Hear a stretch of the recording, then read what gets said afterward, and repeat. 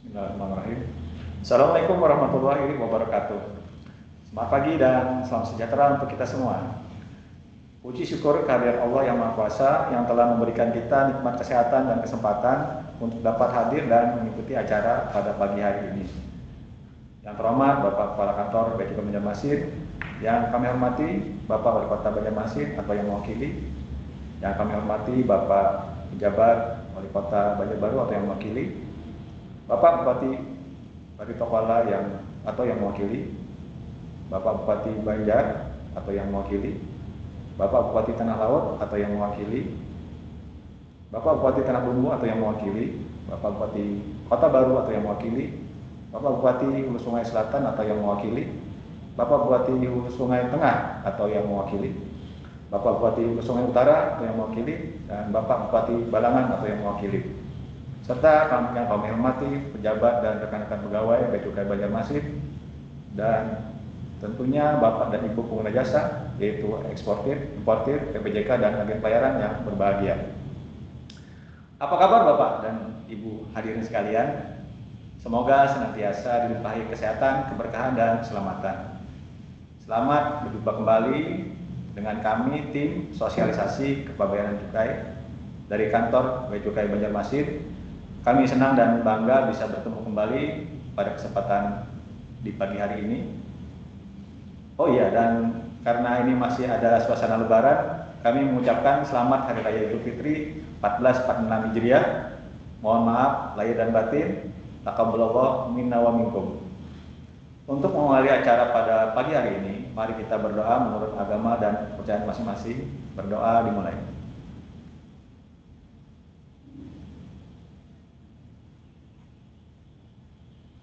Berdoa selesai.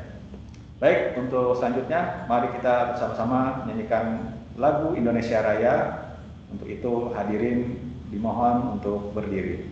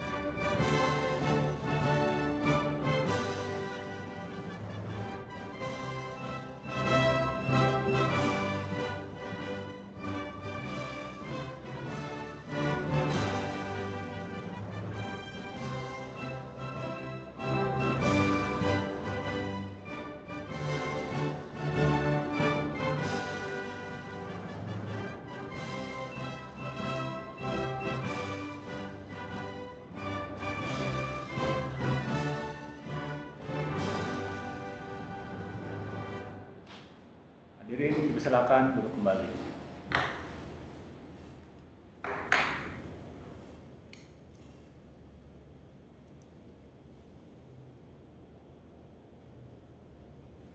Alhamdulillah, kita akan masuk di acara selanjutnya. Namun biar tambah meriah, boleh saya bacakan pantun terlebih dahulu ya Bapak Ibu sekalian. Makan udang lawan nasi di nampan. Lambung perih kena sambal terasi. Selamat datang di acara kelas kepabeanan. Terima kasih pian-pian sudah umpat berpartisipasi. Terima kasih. Baik, untuk acara selanjutnya kita akan mendengarkan sambutan yang akan dibawakan oleh Kepala Kantor Bea Cukai Banjarmasin kepada Pak Teddy Laksmana. Kami persilakan.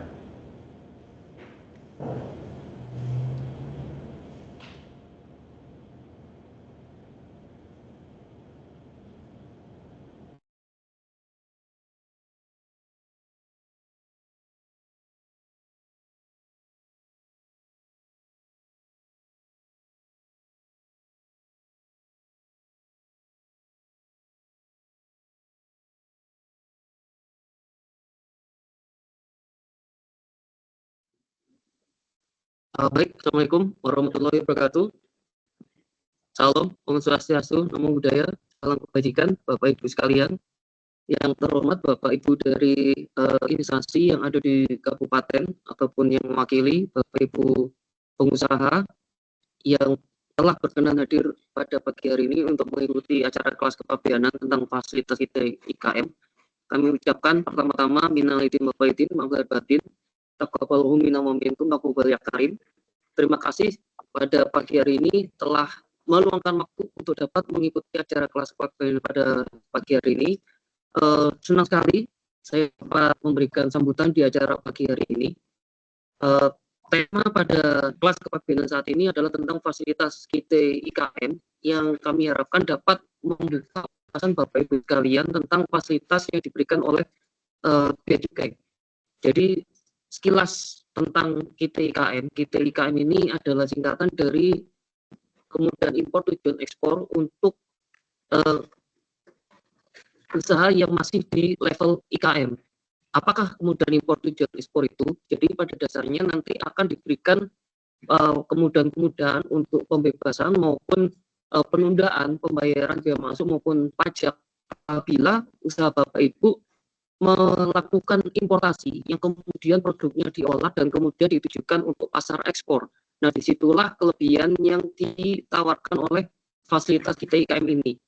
Kelas ini nanti akan dipandu oleh Pak Anton dan juga Pak Haris. Nah, saya harapkan Bapak Ibu dapat mempelajari lebih lanjut keuntungan-keuntungan benefit yang diberikan oleh fasilitas ini sehingga kedepannya dapat mengembangkan usaha Bapak Ibu lebih lanjut.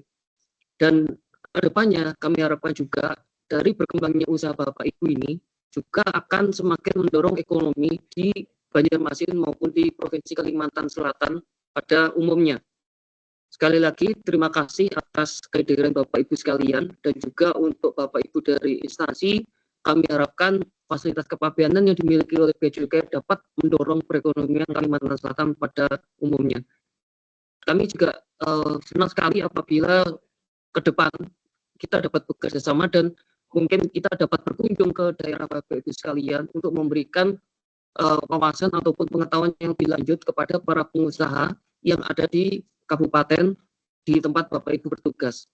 Kurang lebih demikian sambutan dari saya. Mohon maaf atas segala kekurangan agar dapat disimak lebih lanjut acara selanjutnya sehingga dapat memberikan manfaat bagi kita semua. Terima kasih. Wassalamualaikum warahmatullahi wabarakatuh. Terima kasih kepada Pak Teddy atas sambutannya. Nah, sebelum ke agenda berikutnya, mari kita simak terlebih dahulu profil narasumber yang akan menyampaikan materi kita pada pagi hari ini.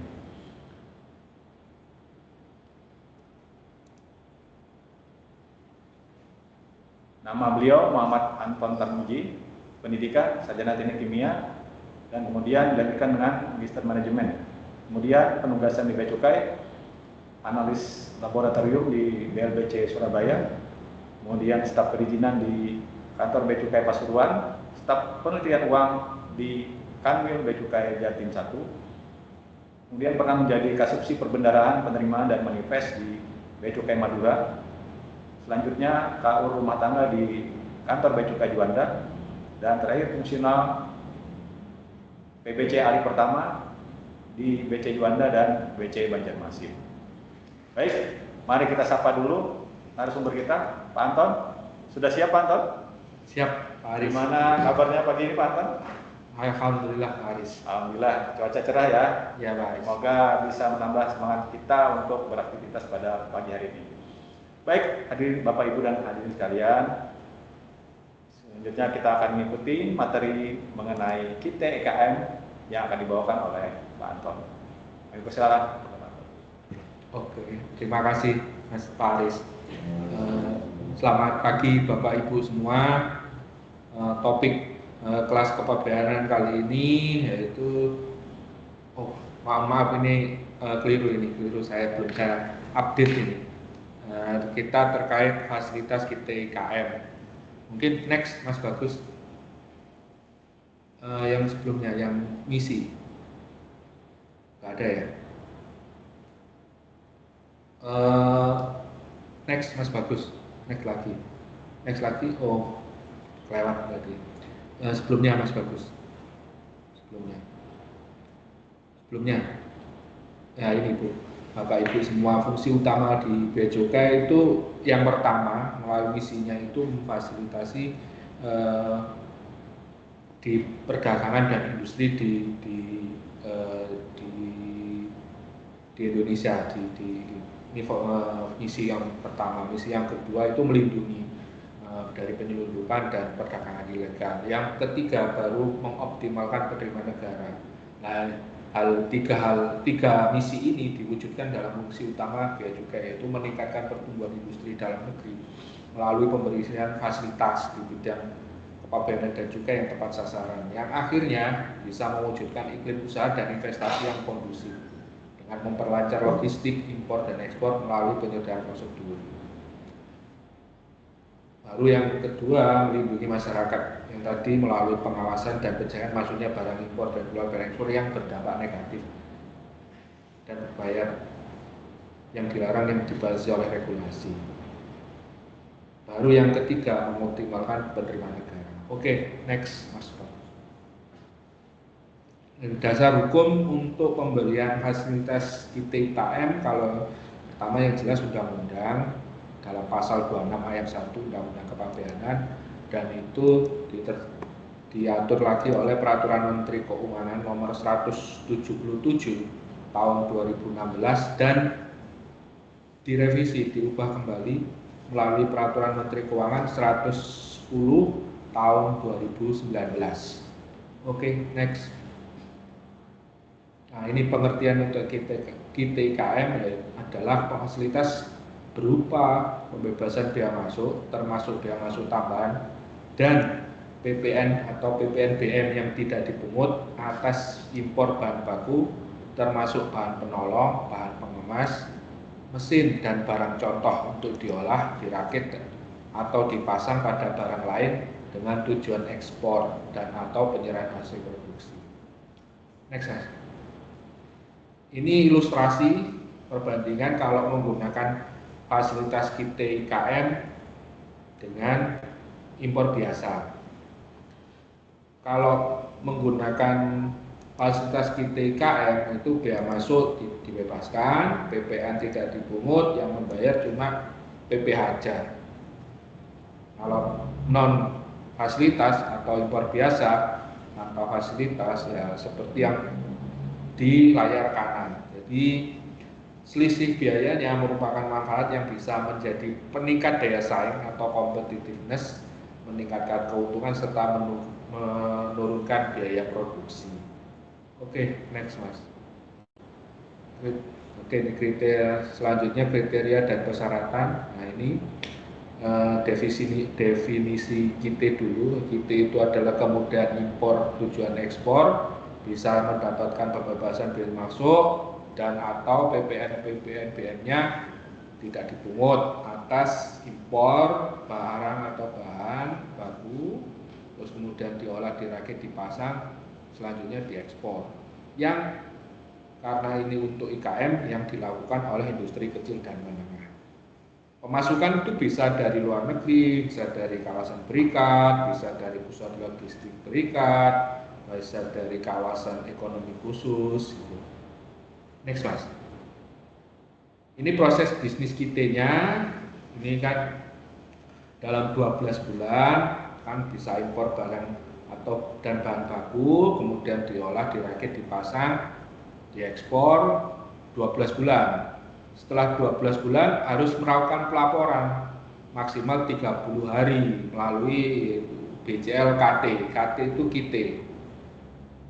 BC bea cukai, L-nya kalau nggak salah laporan nomor 3 itu dibatasi maksimal 30 hari sejak penutupan pembukuan.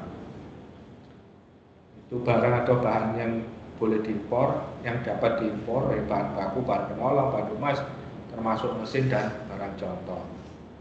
Next mas.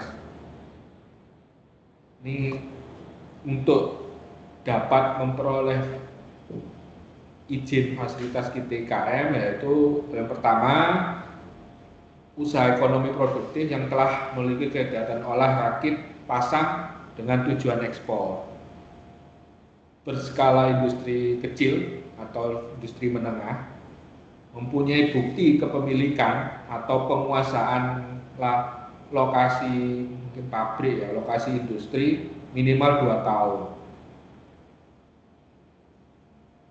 berdiri sendiri, bukan anak perusahaan atau cabang perusahaan. Ya, yang ini pasti harus mempunyai nomor induk berusaha. Kalau yang bersedia dan mampu mendemo IT-ITM, mungkin karena ini sudah 4.0, insya Allah sudah online ya, pakai C140. Bersedia bertanggung jawab jika terjadi penyalahgunaan fasilitas. Terus yang terakhir ini kalau ada izin usaha dari instansi berwenang, contohnya IUI, SIUP atau IUMK. Next mas. Ini kriteria kalau dia itu masuk dalam kategori industri kecil dan menengah. Kalau pakaian bersih kecil itu 50 sampai 500 juta, kalau menengah 500 sampai 10 miliar. Itu untuk penjualan tahunan atau omset 300 juta sampai 2,5 miliar, kalau yang menengah 2,5 sampai 50 miliar. Untuk nilai investasi yang untuk kategori kecil itu di bawah 1 miliar, kalau kategori menengah itu 1 sampai dengan 15 miliar, dan tidak termasuk tanah bangunan apabila ini menjadi satu dengan lokasi tempat tinggal. Kalau sudah di atas ini itu sudah tidak lagi menjadi wewenangnya kantor pelayanan. Itu nanti wewenangnya yang lebih tinggi, dalam hal ini kantor wilayah. Jadi kantor pelayanan itu wewenangnya untuk yang kecil-kecil, pembina yang lebih kecil, yang untuk UMKM. Makanya kita di kantor pelayanan cenderung mempromosikan supaya UMKM bisa ekspor. Oke, next mas. Nah ini kriteria untuk asal bahan baku. Kalau dia dari impor, jika seluruh barang atau sebagian berasal dari, wajib melakukan olah rakit dasar minimal 2 tahun. Dan ini harus punya kontrak ekspor jika beroperasi dari kurang dari 2 tahun. Jadi harus punya kaya gitu. Fasilitas KIT-IKM diberikan atas impor bahan baku, bahan penolong, bahan pengemas, mesin, dan barang contoh. Kalau dari bahan baku dari dalam negeri atau lokal, jika telah realisasi ekspor minimal 25% dari hasil penjualan tahunan dalam 2 tahun terakhir. Nah, karena ini bahan bakunya dari lokal, dari negeri, yang diberikan cuma fasilitas KIT-IKM yang diberikan cuma mesin dan barang contoh, karena bahan bakunya, bahan penolongnya maupun pengemas dari dalam negeri atau lokal. Next mas. Nah ini alur permohonannya. Next mas. Daftar isian yang untuk mungkin checklist untuk permohonan perizinan dapat dilakukan melalui INS sistem INSD dalam kerangka online single submission. Semua karena ini sudah online. Yang pasti yang nomor 1 itu NIB, izin usaha. Yang kedua bukti kepemilikan lokasi. Yang ketiga kontrak penjualan ekspor jika beroperasi kurang dari 2 tahun.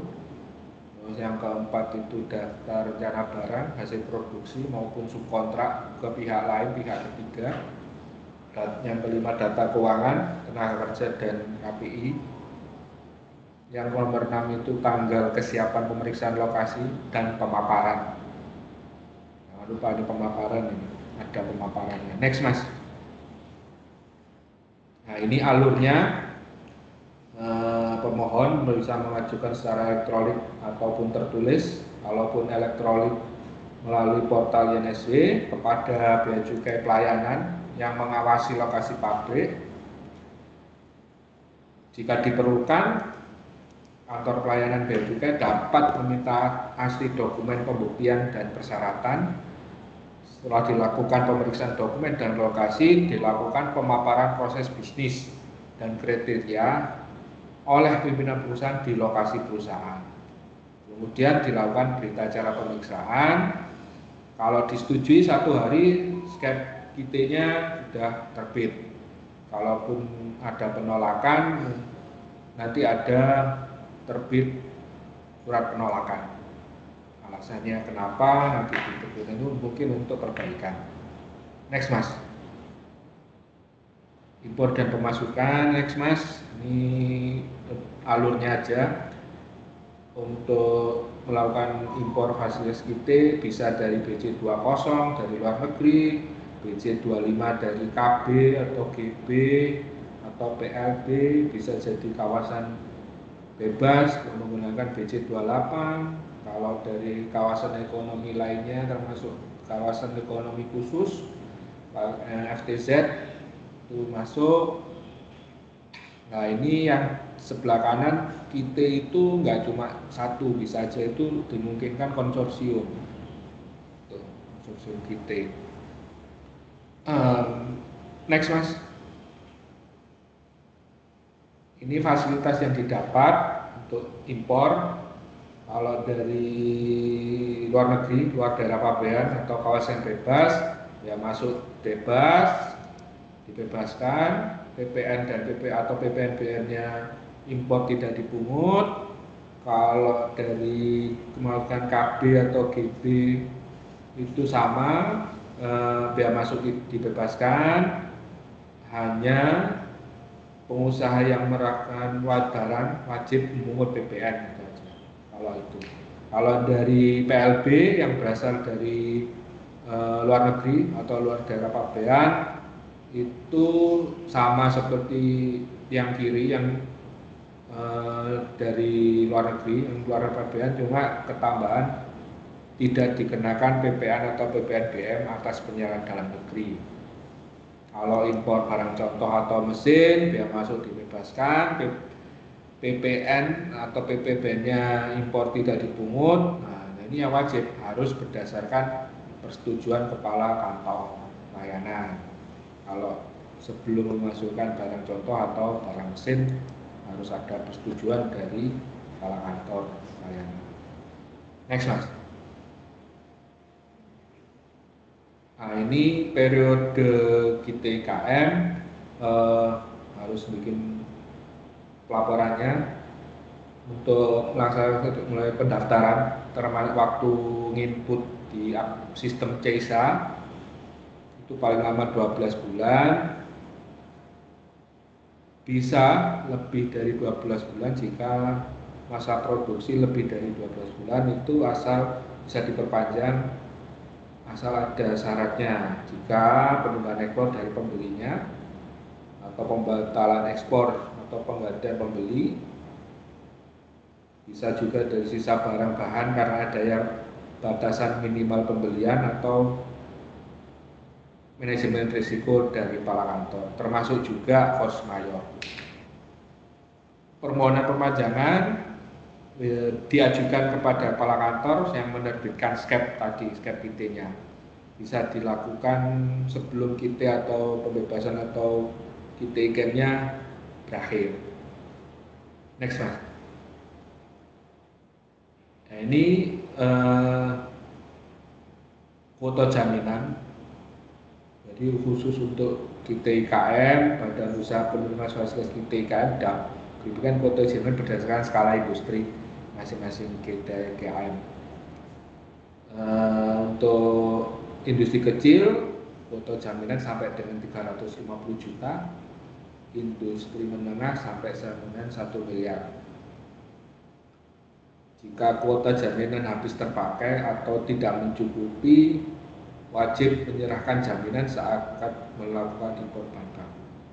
Kalau nilai jaminan paling sedikit sebesar nilai bea masuk atau serta PPN APBN yang melebihi kuota. Jangka waktu berlakunya jaminan impor langsung oleh KM paling singkat selama periode kita KM 12 bulan berarti.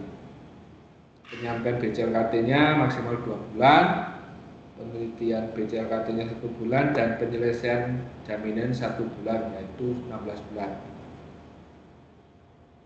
Dan kalau untuk konsorsium nambah lagi 1 bulan. Next Mas.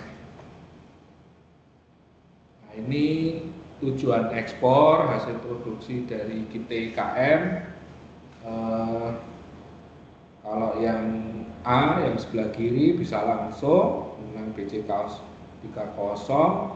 Kalau pakai konsorsium dari KKMA ke konsorsium menggunakan SSTB, kayak semacam surat, atau bukan surat apa, dokumen sesama KIT itu, atau ke PLB pakai BC 33, atau ke KB atau GB pakai BC 24.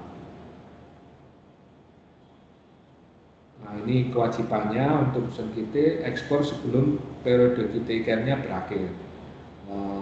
Terus waktu di PEB-nya itu di dokumen ekspor itu memberitahukan dengan kategori ekspor fasilitas kita, mencantumkan nomor dan tanggal setiap kita pada dokumen ekspornya, dokumen PEB-nya.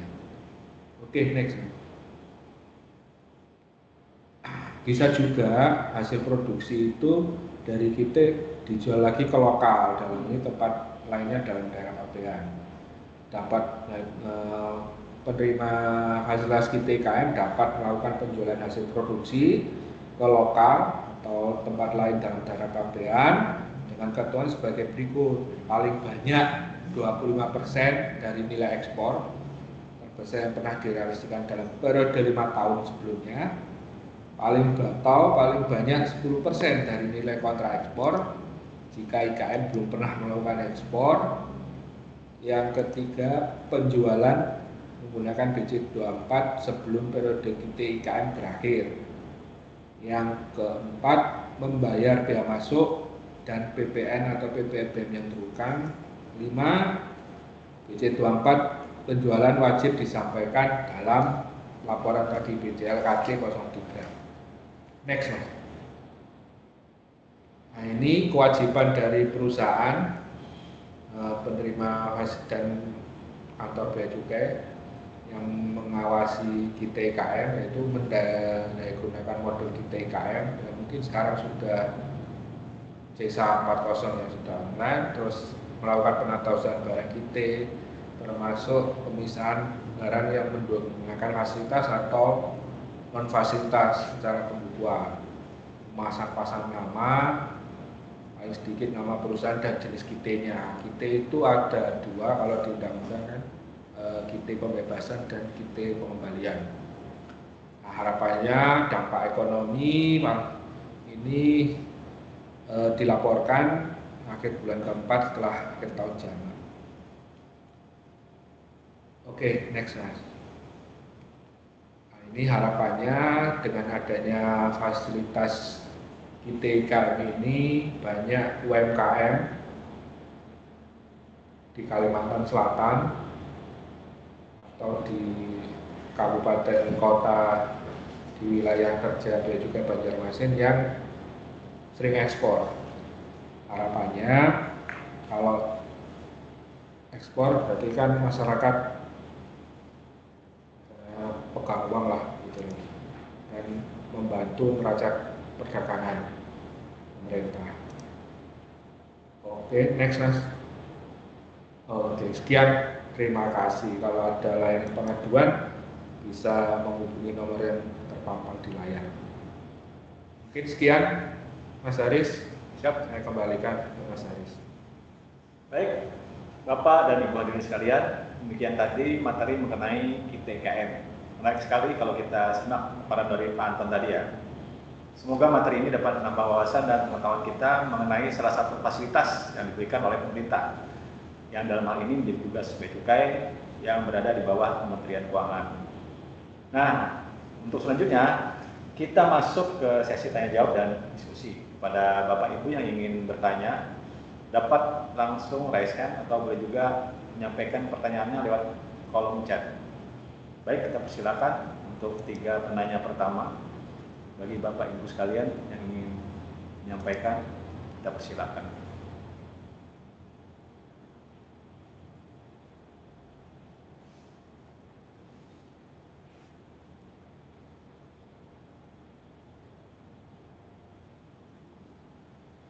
Sambil menunggu pertanyaan, Pak Anton, mungkin perlu diperjelas ya tadi ya, ada disebutkan kawasan berikat, pusat logistik berikat, begitu ya?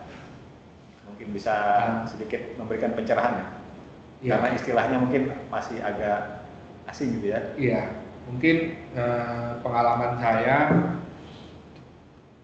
sebelumnya saya kan di Jawa Mas, banyak kan di Jawa, karena di sana itu industrinya nggak sebanyak sudah banyak dibandingkan yang ada di Banjarmasin atau di wilayah kerja Bea Cukai Banjarmasin. Jadi sana itu sudah variatif Mas. Kalau saya lihat di wilayah kerja Bea Cukai Banjarmasin yang 11 kabupaten kota itu masih di sini itu masih belum variatif. Mau yang skala besar maupun skala kecil nggak sebanyak di Jawa lah. Makanya kita ada fasilitas kita IKM ini, terutama yang awal-awal kan ya. Fasilitas kita IKM ini harapannya banyak UMKM di Banjarmasin, di Kalimantan Selatan ini yang bisa atau sering ekspor malah. Ya, betul. Mudah-mudahan. Iya. Memang ada perbedaan wewenang aja Mas. Kalau masih level kecil atau menengah bawah itu levelnya masih wewenangnya kantor pelayanan. Tapi kalau sudah kawasan berikat yang lebih gede, investasinya juga lebih besar, itu sudah wewenangnya kantor wilayah. Nah, tapi alurnya sama Mas. Ujung-ujungnya semua itu sebelum ada persetujuan SCAP-nya itu harus ada pemaparan proses bisnis. Cuma yang membedakan kan kriteria aja, investasi, omset, penjualan tahunan maupun kekayaan bersih, itu yang membedakan cuma di situ. Tapi secara prinsip antara kantor pelayanan sama kantor wilayah sama Mas.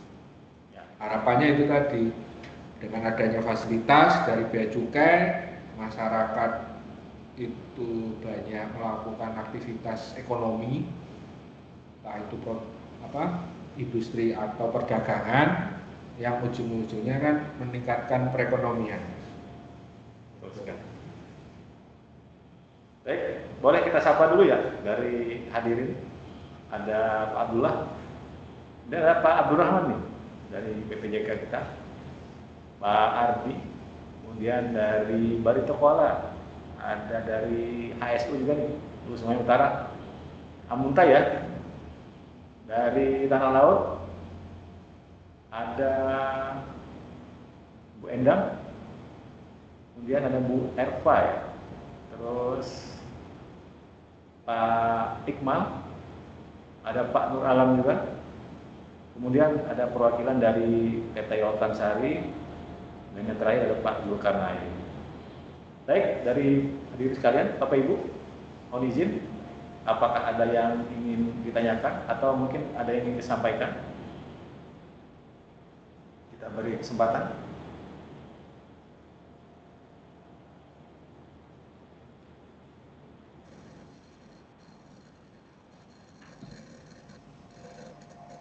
Baik, terima kasih Pak Haris Reza.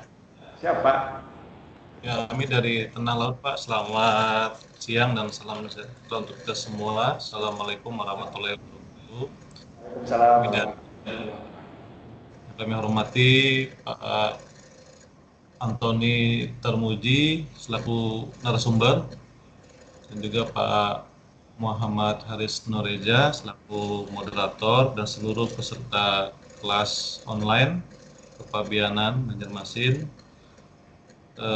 Kami asisten bidang Ekobank, asisten 2 Sekda Tanah Laut, mewakili Pak Bupati, mengucapkan terima kasih Pak atas undangan yang disampaikan kepada pemerintah daerah Tanah Laut, dan kami menyambut baik adanya informasi ini. Tentunya kami akan melihat bahwa di Kabupaten Tanah Laut memang ada potensi IKM yang mungkin selama ini bisa operasional untuk ekspor. Nah, di bidang pembuatan arang, Pak. Nah, jadi gudang arang yang di Kecamatan Lianganggang, Banjarbaru itu bahan bakunya sebagian besar dari Kabupaten Tanah Laut, di Desa Ranggang namanya, Ranggang Dalam. Dan tadi saya melihat sekilas dan mendengarkan penjelasan dari narasumber, ini ada suatu kemudahan dan juga ada suatu semacam insentif lah untuk keringanan biaya, di mana kita hanya sekitar bayar tadi PPh-nya saja ya, PPh-nya saja. Nah, untuk menindaklanjuti ini, kami akan mengkoordinasikan lanjut dengan Dinas Koperasi, Usaha Mikro dan Perdagangan nanti, yang mana mereka membina langsung itu kegiatan IKM terkait dengan arang tadi. Namun sebagai bahan pegangan kami, mungkin kami minta dikirim Pak nanti semacam surat edaran ataupun dari kepabianan kepada Bupati yang nanti dilampirkan surat itu terkait dengan petunjuk dan fasilitas-fasilitas apa secara teknis dan bagaimana nanti SOP untuk pengajuan. Kalau tadi mendengarkan paparan mungkin kita paham Pak, tapi nanti kawan-kawan di dinas untuk mensosialisasikan kembali kepada pelaku IKM ini mungkin perlu pegangan. Nah, untuk itu kami mohon nanti diberikan surat edaran kepada kami seluruh kabupaten kota se-Kalimantan Selatan, dan juga mungkin kalau memang nanti memungkinkan, kami pun apabila nanti memerlukan akan mengundang salah satu narasumber dari kepabianan untuk lebih inklusif lah, menjelaskan, mensosialisasikan tentang kita IKM ini. Dan kami siap nanti untuk kerjasama, kita saling berkoordinasi, mendukung kebijakan yang sangat baik ini. Terima kasih Pak. Salam dari Tanah Laut. Assalamualaikum warahmatullahi wabarakatuh. Selamat siang. Waalaikumsalam warahmatullahi wabarakatuh. Terima kasih Pak atas informasinya. Dan kami dengan senang hati, kami juga akan menyampaikan ke atasan dan pimpinan kami. Mudah-mudahan nanti kerjasama ini bisa terwujud Pak. Dan kalau ada kesempatan, kita akan mengunjungi Tanah Laut ya Pak Anton. Ya, Nanti. Dan kita berharap juga bisa mengunjungi daerah lain dalam waktu dekat ya. Dan kita setahu seperti kita ketahui bersama Pak ya, pada tahun ini kan kita dapat arahan dari pusat bahwa ada penghematan anggaran. Nah, namun dengan tanpa mengurangi niat baik kita, mudah-mudahan bisa terwujud dengan sisa anggaran yang ada Pak. Insya Allah mudah-mudahan bisa terwujud Pak. Baik, mungkin nanti bisa bertukar kontak Pak ya. Mudah-mudahan siap Pak. Informasinya bisa lanjutkan melalui kontak tersebut Pak. Baik, mohon izin pada peserta yang lain, Bapak Ibu sekalian hadirin, mungkin ada yang ingin disampaikan juga.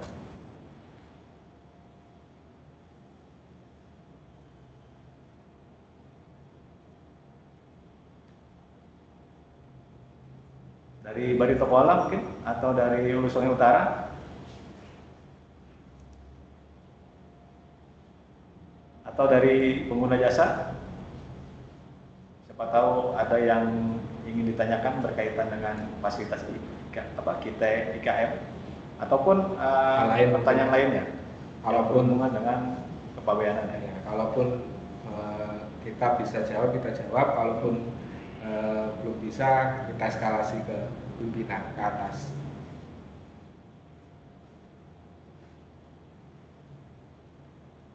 Tadi ada juga yang baru bergabung ya. Ada siapa nih?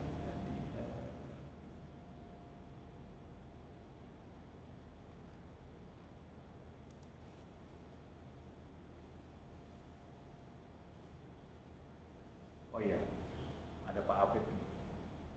Kemudian, oh iya.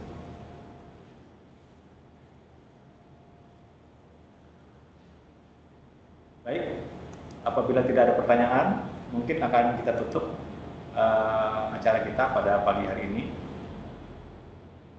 Namun sebelum kita tutup, sehubungan dengan keperluan dokumentasi, kami mohon untuk tetap berada di ruang virtual dan menyiapkan pose terbaiknya untuk sesi foto bersama. Mohon izin Bapak Ibu sekalian agar dapat mengaktifkan kameranya. Kita akan melaksanakan sesi foto bersama.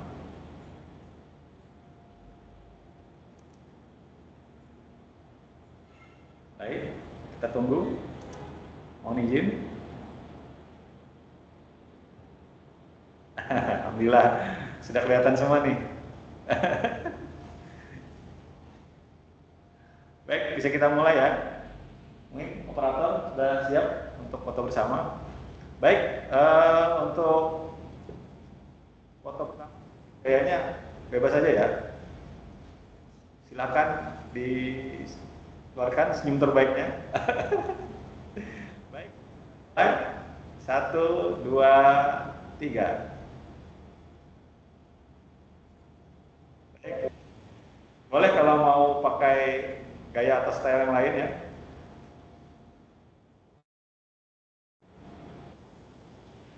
Satu, dua, tiga.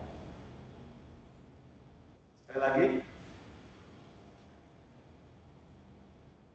1, 2, 3. Oke, baik Bapak Ibu hadirin sekalian, tanpa terasa sudah hampir 1 jam ya acara ini kita ikuti.